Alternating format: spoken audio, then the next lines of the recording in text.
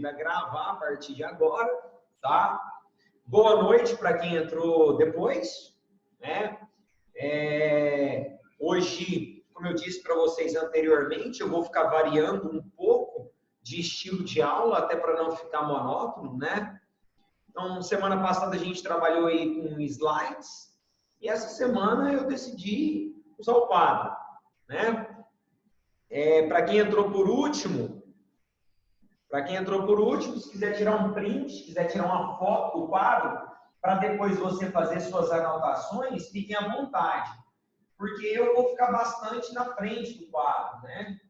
Eu gosto de ficar aqui de frente para vocês, explicando o conteúdo. Então, o momento é agora. Pode tirar uma foto do quadro, ok? Beleza? Bom, pessoal, se alguns tiverem, às vezes a sua internet não é tão boa, tiver com dificuldade de ver o quadro, me manda um oi lá, pode ser no Instagram, que seja, que eu tiro uma foto do quadro e mando para vocês, tá bom? Vamos lá, então. Estamos nos momentos finais do processo de independência do Brasil, né? Não foi simples. Não foi assim, ó, né, de uma hora para outra a independência do Brasil.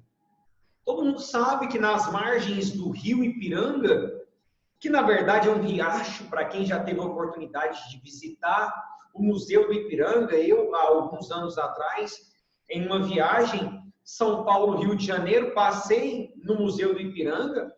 Em alguns momentos do ano, principalmente em seca, não chega nem no joelho. É literalmente um riacho.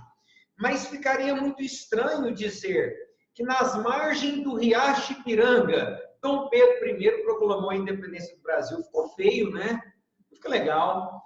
Então, nas margens do rio Ipiranga, no dia 7 de setembro de 1822, Dom Pedro I proclamou a nossa independência. Só que, na verdade, não foi tão simples assim, não foi tão fácil assim, né? Há um processo.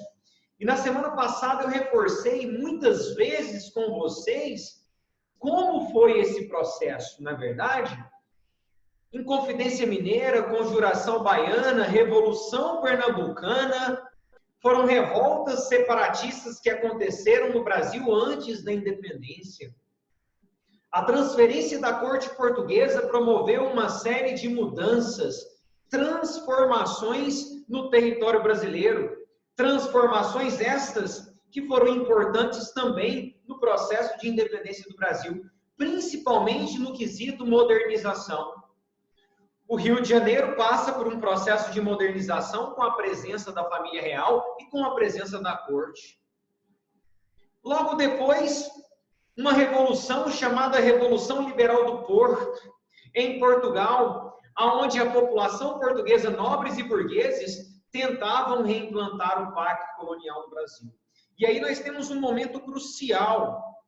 Nesse momento crucial que a família real, junto com boa parte da corte, de 80% a 90% da corte, voltam para Portugal. A Revolução Liberal do Porto exigia que a família real e que a corte voltassem, mas ao mesmo tempo exigiam que no Brasil fosse reimplantado o pacto colonial. E aí nós temos um momento chave. Vai ser ou não vai ser reimplantado o pacto colonial no Brasil? Nós sabemos que não. Mas existiram dúvidas. Me atrevo a dizer, como historiador, que Dom Pedro I não tinha tanta vontade de proclamar a nossa independência. Essa é uma grande verdade. José Bonifácio, a esposa de Dom Pedro I, a princesa austríaca Dona Leopoldina, e o próprio Partido Brasileiro, que era composto pela elite agrária de São Paulo, Rio de Janeiro, Espírito Santo e alguns de Minas Gerais. Esses, sim, queriam a independência do Brasil. Dom Pedro I nem tanto. E é importante que vocês entendam isso. A nossa independência foi absolutamente elitista.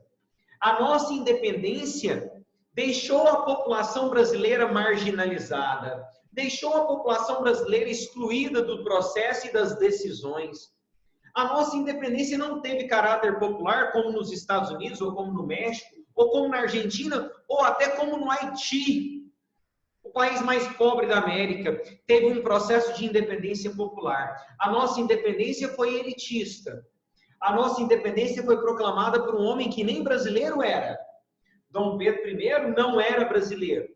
Dom Pedro I não queria proclamar a independência brasileira. Dom Pedro I foi forçado a proclamar a independência do Brasil. É importante que vocês entendam todo esse raciocínio, ok? Agora, quais foram os momentos finais do processo de independência? O que acontece no ano da independência? O que acontece de janeiro a setembro que levou Dom Pedro I a trair o seu próprio pai, trair a sua família, trair a corte, trair a elite portuguesa? Bom, vale lembrar que Dom Pedro I chegou no Brasil com apenas 6 anos de idade. E isso fez com que ele tivesse muito mais vínculos no Brasil do que em Portugal. Dom Pedro era um cara que gostava muito da vida boêmia do Rio de Janeiro. Dom Pedro, de fato, gostava da cidade do Rio de Janeiro, da vida noturna do Rio de Janeiro. Tinha muitos amigos brasileiros. E logo após o retorno da família real, ele fica como príncipe regente do Brasil. O que seria príncipe regente? O príncipe que governa o Brasil em nome de seu pai, que na minha opinião foi um grande erro.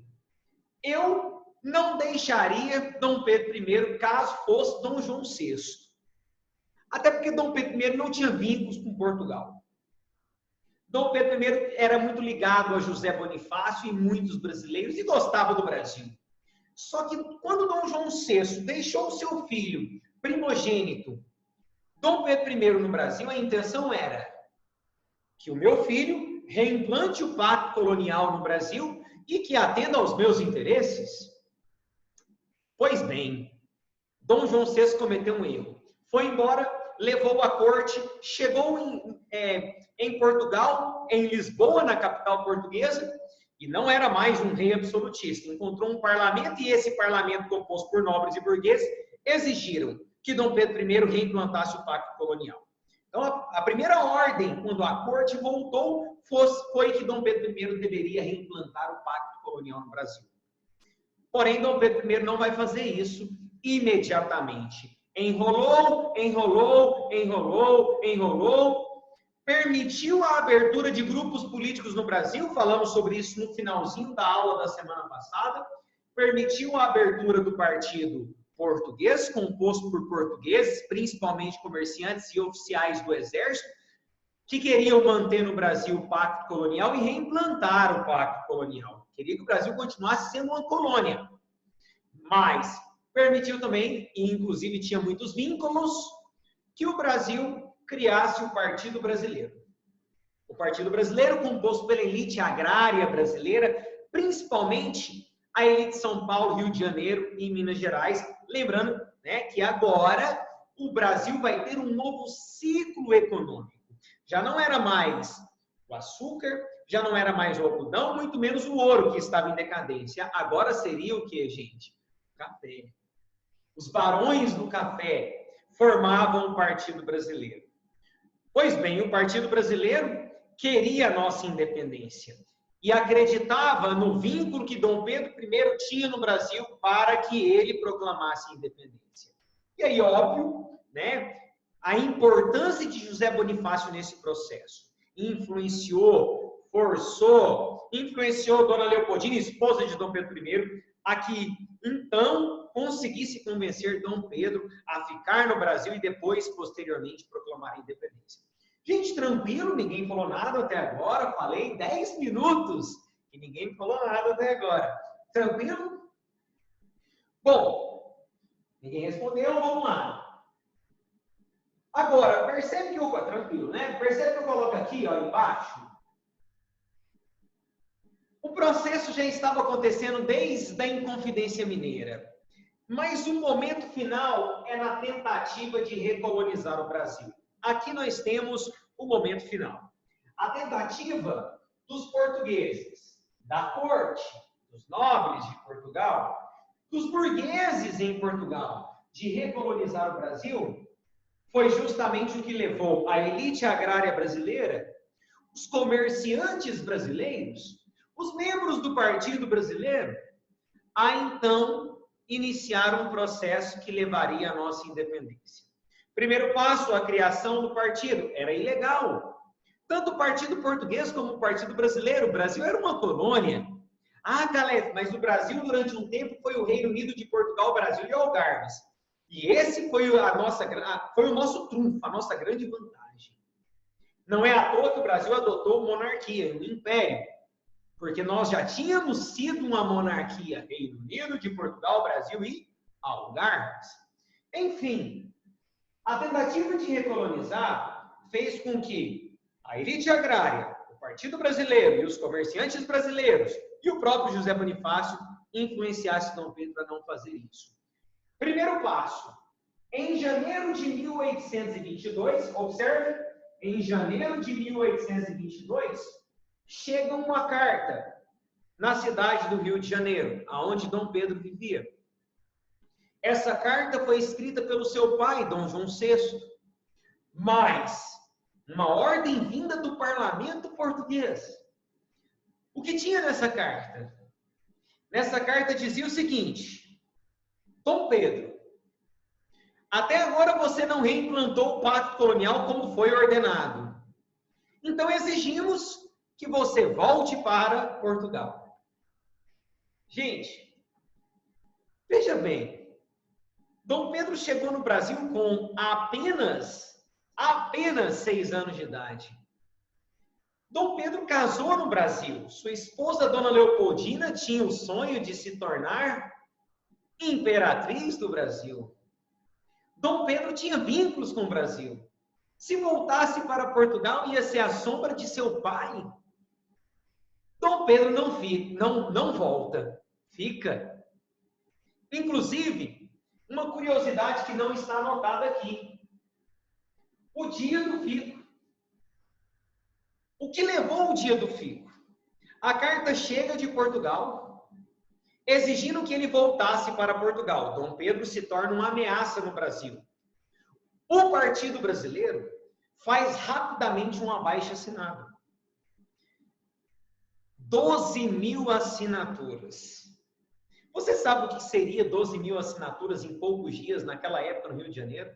Gente, a cidade do Rio de Janeiro não tinha nem 80.000 habitantes naquela época. 12.000 assinaturas? Boa parte da população era analfabeta, mal sabia escrever o próprio nome. 12.000 assinaturas em poucos dias. Membros do Partido Brasileiro, da classe média, comerciantes da elite agrária, assinaram esse abaixo-assinado.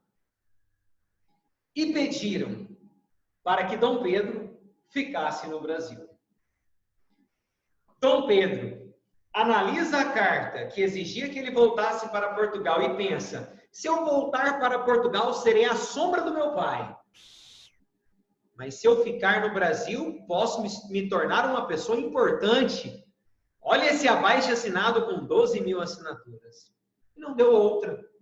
Ele até diz assim: se for a vontade do povo e o bem-estar da nação, eu fico. Mais conhecido como o dia do fico. Repito, se for a vontade do povo e o bem-estar da nação, eu fico. Perante milhares de pessoas, em frente ao Palácio Imperial, Palácio Real, na época era chamado de Real, depois Imperial, depois da Independência. Numa varanda que cabia mais ou menos, eu estive presente em novembro do ano passado, tive o prazer de conhecer o Palácio do Catete, antigo Palácio Real, antigo Palácio Imperial, antiga Casa Presidencial. Eu tive o prazer de conhecer. Nesse palácio, numa sacada que cabia mais ou menos umas 20 pessoas, perante milhares de pessoas esperando que ele responderia, ele diz: eu fico. E ficou conhecido. Momento histórico extremamente importante, extremamente famoso, o dia do fico. 9 de janeiro de 1822, dia do fico. O dia que Dom Pedro desrespeita seu pai e a corte portuguesa pela primeira vez e fica no Brasil. Meses depois, em maio, poucos meses depois, em maio de 1822, ele decreta o cumpra-se. Eu gostaria muito que vocês que estão escrevendo colocassem no seu quadro, no seu caderno, perdão, cumpra-se 2 pontos e eu vou te dar a definição. Pode ser? Coloca aí, cumpra-se. Pode até ser um nome, se você quiser. Cumpra-se. Ok, acho que já deu tempo. O cumpra-se foi o seguinte, não copie nada por enquanto, espera. Todas as leis, decretos e ordens vinham de Portugal. O Brasil era uma mera colônia. Pois bem, Dom Pedro disse assim, todas as leis, decretos e ordens vinda de Portugal devem ter o meu cumpra-se.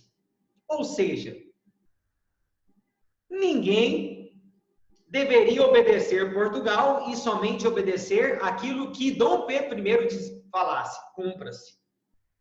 Aumento dos impostos, não cumpra-se. Volte imediatamente para Portugal, não cumpra-se. Opressão contra a população, não cumpra-se. Pagar os impostos, cumpra-se. Até porque o Brasil não parou de pagar os impostos. Não em maio, em agosto. Ok? Vamos definir o cumpra-se? Põe no seu caderno. Cumpra-se. 2 pontos. Todas as ordens, vírgula, leis ou decretos vindo de Portugal deveria ter um cumpra-se de Dom Pedro I. Vou repetir. Todas as ordens, leis ou decretos vindos de Portugal deveriam ter um cumpra-se de Dom Pedro I.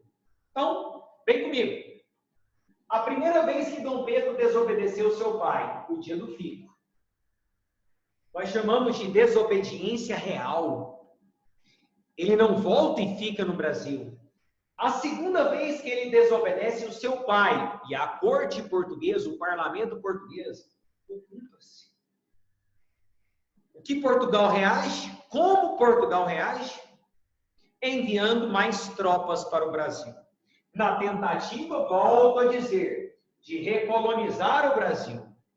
Eles enviaram mais tropas. Em agosto de 1822, vem comigo, em agosto de 1822, tropas portuguesas são consideradas inimigas. Para quem não está vendo tão bem, de vermelho está aqui, ó, inimigas. Em agosto de 1822, as tropas portuguesas são consideradas inimigas. Perfeito. Então, nós temos aqui já momentos finais. Estamos prestes da independência. O problema é que Dom Pedro agora virou as costas para o seu pai, virou as costas para a sua família, virou as costas para Portugal, e ele precisava buscar aliados, então, no Brasil. E ele vai buscar aliados no Brasil. Logo após decretar que as tropas portuguesas eram inimigas no Brasil, ele segue viagem para São Paulo. Caleb, o que ele foi fazer em São Paulo? Está aqui. O que ele foi fazer em São Paulo? Bom, gente, ele foi reunir com a elite agrária paulista. Vale lembrar que a base econômica do Brasil já estava, passando para o café. Era uma transição. Vivíamos momento de uma transição. O café estava sendo implantado no Vale do Paraíba. Vale do Paraíba, para quem não sabe, é entre São Paulo e Rio de Janeiro.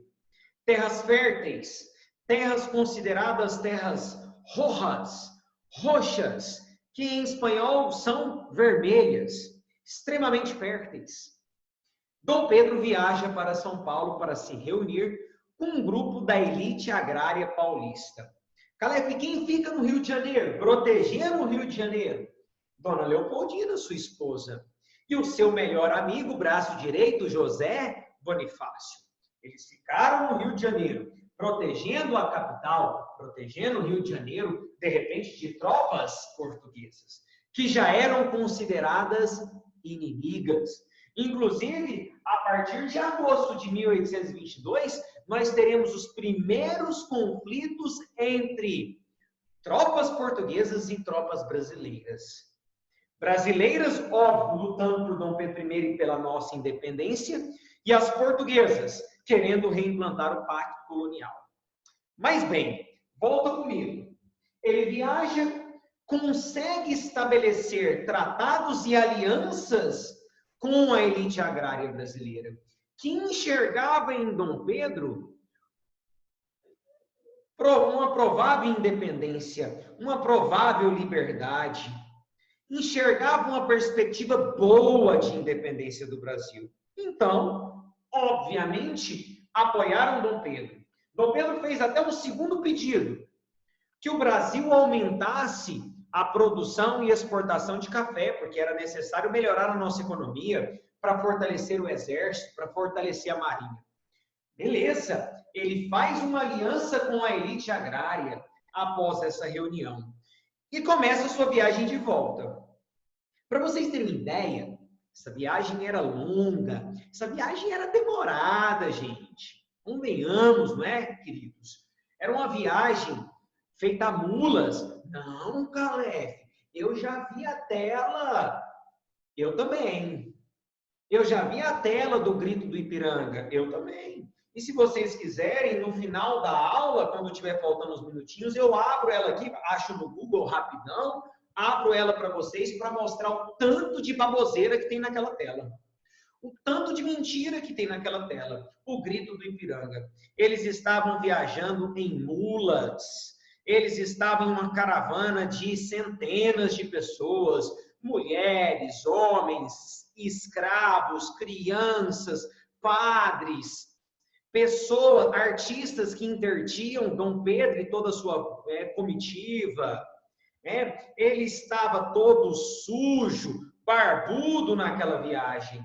Essas viagens São Paulo, Rio de Janeiro, demorava meses para você ver. Ele saiu em agosto de 1822, só em 7 de setembro que ele estava voltando.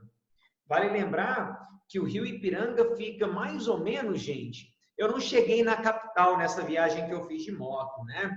Eu fiz a Estrada Real, voltei por Minas. Mas fica mais ou menos 400 quilômetros da capital. Ele ainda estava muito longe, ele ainda ia demorar dias para chegar no Rio de Janeiro.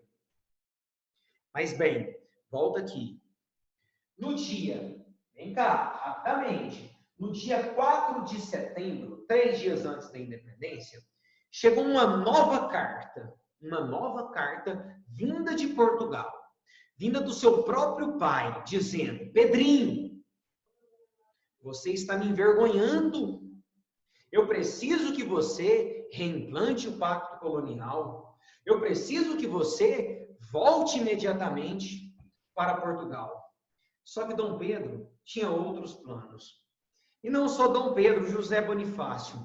Gente, essa carta chega no dia 4 de setembro de 1822, no Rio de Janeiro. Vem cá. Ela chega no Rio de Janeiro. Entenderam? Ela não chegou nas mãos de Dom Pedro. Quem leu essa carta? Vai, fala comigo. Todo mundo calado na aula. Usa o chat. Bem, fala comigo. Quem pegou essa carta? Quem recebeu essa carta escrita por Dom João VI para Dom Pedro? Vai, fala comigo. Quem? Pode chutar, não tem problema. Dom Pedro estava viajando de São Paulo para o Rio de Janeiro, voltando de São Paulo após a reunião com a elite agrária. Vai, quem? José Bonifácio. Muito bem. Agora sim, a esposa. A primeira pessoa que pegou a carta foi Dona Leopoldina. Normal. Dona Leopoldina pegou a carta, leu e chamou José Bonifácio. Então, os dois estão certos. Camila, certo. Bruno, certo. Os dois. Dona Leopoldina pegou a carta, leu e chamou José Bonifácio. José Bonifácio imediatamente foi, ele não vivia, né, no Palácio Real, foi até o Palácio Real e também leu a carta. Calef, o que tinha nessa carta?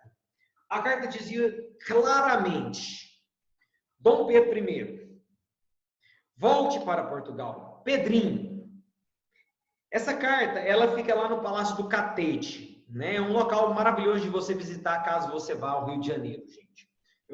Pela primeira vez que eu visitei o Palácio do Catete foi justamente o ano passado, 2019. Não conhecia também. Já conheci o Rio de Janeiro, mas não conhecia o Palácio do Catete. Né? Tive o prazer de conhecer e ver a carta. Bem familiar. Pedrinho, volte imediatamente. Você está me envergonhando. É lógico que um linguajar da época. Uma linguagem da época. E aí José Bonifácio percebe que Dom Pedro pode pensar em ir embora ou pensar em reimplantar o pacto colonial no Brasil. O que José Bonifácio faz? Escreve mais uma carta. Ele rasga a carta de Dom João VI? Não. Ele esconde a carta de Dom João VI? Não. Ele lacra. E ele e Dona Leopoldina, juntos, escrevem uma carta, dizendo: Dom Pedro, assim que receber essas duas cartas, tome uma decisão. Volte para Portugal. Porém, como um traidor da corte, um traidor de Portugal. Ou, assim que receber essas duas cartas, proclame a independência do Brasil. Não deu outra. No dia 7, um mensageiro com 2 cavalos para viajar rapidamente saiu do Rio de Janeiro no dia 4, no dia 7 de setembro de 1822, esse mensageiro, nas margens do rio Ipiranga, encontra Dom Pedro I e toda a sua caravana. No dia 7 de setembro, Dom Pedro recebe as 2 cartas e toma a decisão que vai mudar a nossa história. Muitos ironizam como ele estava naquele momento, sujo, barbudo. Jô Soares, em um livro, A História do Brasil de Cabeça para Baixo, ironiza dizendo que ele estava passando mal, com dor de barriga, e cagou o Brasil. Eu não gosto muito dessas ironias. É a nossa independência. É um momento histórico, por mais que elitista. É a nossa independência. Nas margens do rio Ipiranga, Dom Pedro I lê as 2 cartas, uma de seu pai e a outra do José Bonifácio, e toma uma decisão que mudou nossa história. Tira sua espada e grita: independência ou morte.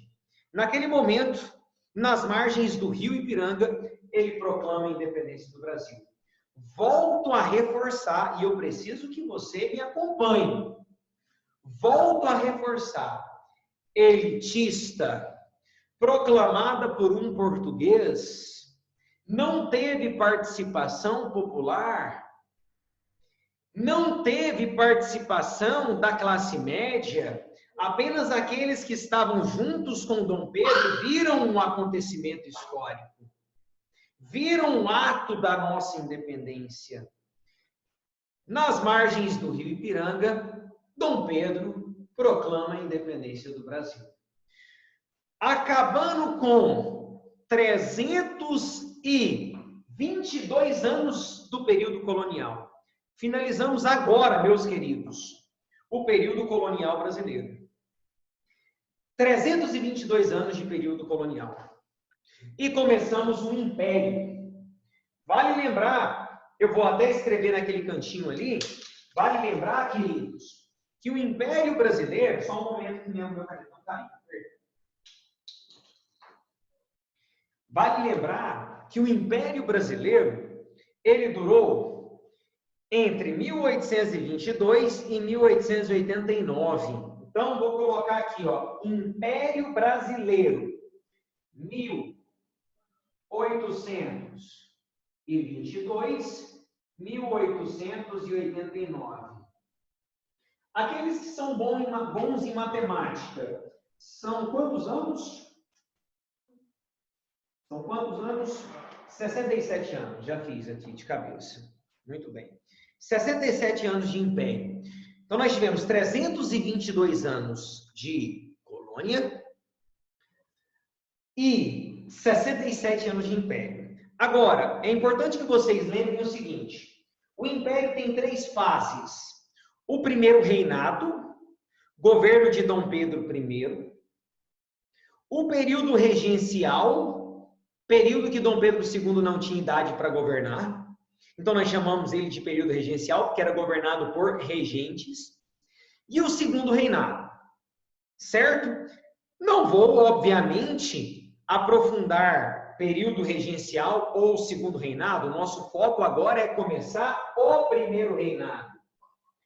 Então, logo após a independência, nas margens do rio Ipiranga, Dom Pedro continua sua viagem em direção ao Rio de Janeiro para ser aclamado imperador do Brasil, para ser coroado imperador do Brasil e começar o Império Brasileiro. Caleb, em qual momento que eu posso caracterizar o início do Império? No dia 7 de setembro de 1822. Em qual momento que começa o governo de Dom Pedro I e ele é aclamado imperador? No dia 21 de setembro de 1822, quando ele chega na cidade do Rio de Janeiro e vai ser coroado e vai ser aclamado imperador do Brasil. Ok? Tudo bem? Bom, começo aqui o primeiro reinado. O primeiro reinado vai de 1822 a 1831. Eu digo aqui, Dom Pedro I, imperador. E muitos me perguntam, peraí, se é o primeiro reinado, por que imperador? Não deveria ser imperador, se é primeiro reinado. Deveria ser rei, mas não. Primeiro reinado, Império Brasileiro, Dom Pedro I, primeiro imperador do Brasil. Antes de eu começar o primeiro reinado, vem comigo. Porque eu não vou voltar mais no período colonial, então vem comigo. A nossa independência, após 322 anos de colônia, de período colonial, a nossa independência foi elitista. Já dizia o historiador José Robson de Arruda, o povo brasileiro foi marginalizado. O povo brasileiro foi excluído. O povo brasileiro ficou boquiaberto. O povo brasileiro ficou bestilizado. O povo brasileiro mal sabia o que estava acontecendo. Ficou claro isso? Tem uma questão, uma charge, uma questão, se eu não me engano, da FUVEST, que eu gosto muito de usar nas minhas listas e nos meus trabalhos. Tem uma questão bem interessante que mostra Dom Pedro chegando junto com a sua caravana e erguendo uma espada e gritando independência ou morte, e uma mãe e uma criança ao lado. E a criança pergunta assim para a mãe: mãe, o que está acontecendo? A mãe responde: não sei, deve ser um novo produto em inglês. Aí eu tenho duas visões. Um novo produto em inglês. O Brasil estava agora se tornando independente de Portugal, porém independente da Inglaterra. Um novo produto em inglês. E uma outra crítica. O Brasil era independente, mas o povo mal sabia o que estava acontecendo. A mãe e a filha não sabiam o que estava acontecendo. Mais uma prova do processo elitista. Começando, então, o Império Primeiro Reinado. E aí eu deixei ali embaixo uma pergunta para vocês, uma reflexão para vocês. Eu quero que vocês, agora, nesse momento, leia a pergunta e faça essa reflexão. O que mudou no Brasil após a independência? O ideal é colocar o que mudou no Brasil após a independência. Vou perguntar mais uma vez, o que mudou no Brasil após a independência? O que mudou politicamente? O que mudou economicamente? O que mudou socialmente? Essa é uma reflexão que os livros de história geralmente não têm. Mas é uma reflexão que eu gosto muito de colocar aqui para vocês. Mudamos muito após a nossa independência? Pensa um pouco. Manda no chat. Pensa comigo. Manda no chat. Escolhe. Um por um. Somos poucos. Somos poucos. 12. Escolhe. Politicamente, economicamente ou socialmente. O que mudou no Brasil? Vai, manda para mim. Manda para mim. Não vou responder agora. Vou esperar vocês. Nós temos tempo para isso. O que mudou? Enquanto vocês me falam o que mudou, eu espero.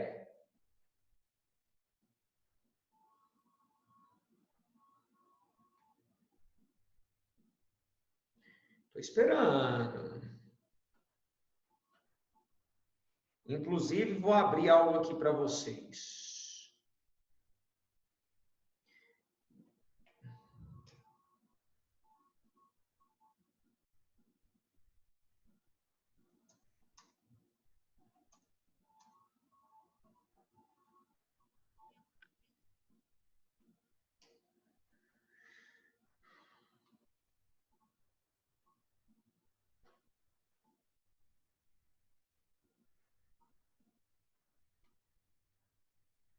Vamos ver se vocês já me responderam o que mudou. Vamos lá, chat. Deixa eu abrir o chat aqui para ver se vocês já responderam o Calef.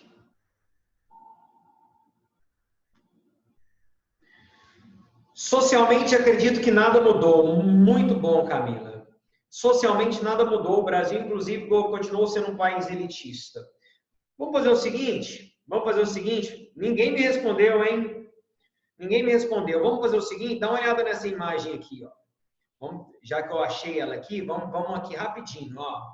Dá uma olhada nessa imagem. E aí eu vou passar uma atividade para vocês. Eu sei que é curso, mas eu vou passar uma atividade para vocês e a gente vai começar a aula da semana que vem nessa atividade, beleza? Então vamos lá. Dá uma olhada nessa imagem. Nessa imagem, Dom Pedro está proclamando a independência do Brasil nas margens do Ipiranga. Tem uma série de erros nessa imagem. Primeiro, eles não estavam a cavalo. Segundo, eles não estavam bem arrumados, barbudos e sujos. Terceiro, tá vendo essa família aqui de boiadeiros no lado esquerdo da imagem? Ela não existia. Não tinha ninguém com eles. Tá vendo aquela casa no fundo? Essa casa é o Museu do Ipiranga. Ela também não existia na época. Essa imagem foi feita no ano de 1844 pelo pintor Pedro Américo, que foi contratado por Dom Pedro II para homenagear Dom Pedro I, seu pai. E ele foi e viu e imaginou essa imagem. Essa imagem, e tem mais erros. A farda branca não existia, a farda do Exército Brasileiro. Essa imagem tem uma série de erros. Mas, enfim, né? Vou deixar uma atividade para vocês. Procure, pesquise o que mudou politicamente, o que mudou economicamente, o que mudou socialmente no Brasil. E a gente começa a nossa aula da semana que vem aí, ok? Beijo para vocês, boa semana, até semana que vem, fiquem com Deus.